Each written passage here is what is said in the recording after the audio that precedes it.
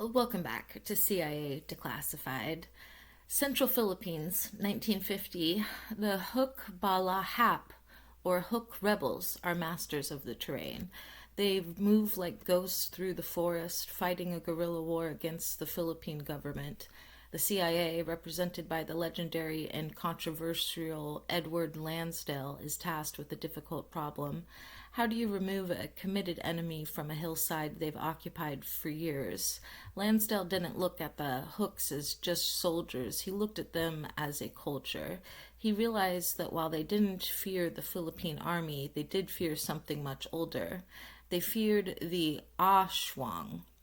The Asuang is a shape-shifting, blood-sucking ghoul from Filipino folklore, a creature that feeds on the living and leaves its victims drained.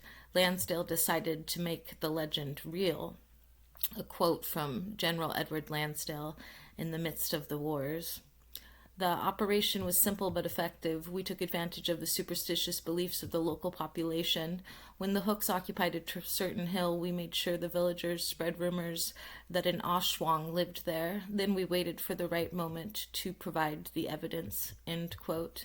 Beyond the physical manipulation of corpses, Lansdale utilized Radio Free Asia and localized broadcasts to plant news stories about vampire sightings in the specific provinces targeted for clearance. These were not generic ghost stories. They were targeted scripts that identified the Hook camps as feeding grounds, effectively isolating the rebels from the support of the local peasantry who feared the curse by association. Quote from a declassified field report.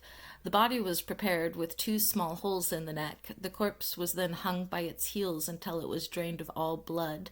The body was placed back on the trail where his comrades would find it the next morning.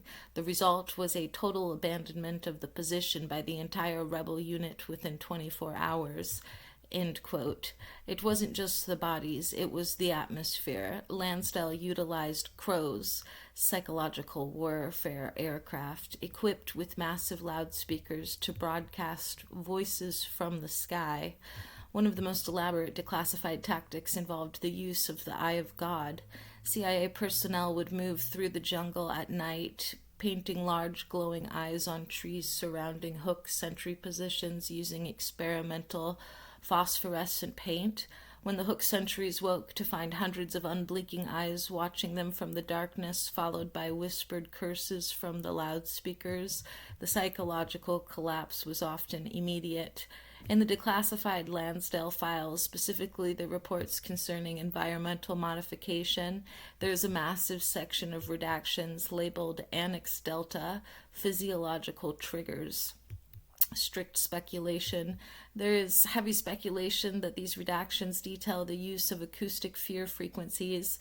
Historians believe the agency was testing infrasound, frequencies below the human hearing range that induce feelings of intense dread and biological panic. The speculation is that the Asuang attacks were preceded by infrasonic bombardment to ensure the Hooks were already in a state of primal terror before they found the bloodless corpses. Further speculation surrounds the corpse preparation methods. While the official story claims the bodies were simply drained of blood, some analysts believe the redacted sections detailed the use of chemical draining agents that left the skin a specific, unnatural shade of gray-blue, intended to mimic descriptions of the undead from local legends. Perhaps the most disturbing theory regarding the Philippines' redactions involves the cross-pollination of projects. It is speculated that the Asuang project served as a field testing site for early MK-Ultra consultants, specifically those interested in, quote, induced mass psychosis, end quote. The theory suggests that the CIA may have introduced trace amounts of psychoactive ergot alkaloids into the Hook's local water sources or food supplies to ensure their supernatural hallucinations were chemically reinforced. Was the Asuang operation a success? In the short term, it was devastatingly effective. Lansdale's psych war techniques are credited with breaking the Hook movement more effectively than any infantry sweep. By 1954, the rebellion was largely crushed, and the CIA had a new blueprint for counterinsurgency. Don't just fight the man, fight his belief system. The success of the Philippine operation led directly to Lansdale being sent to Vietnam, where he attempted similar black radio and folklore-based operations against the North. However, the Vietnamese culture proved far less susceptible to these specific tactics, proving that terror ops require a very specific cultural soil to grow. The Asuang hunt led to several operational breakthroughs that changed the agency forever. Technologically, loudspeaker miniaturization, the need for ghost voices, led to the development of the first high-output, lightweight psychological warfare speakers for aircraft, and specialized chemiluminescence, early research into paints that could be activated by specific light wavelengths for ghostly effects on the battlefield.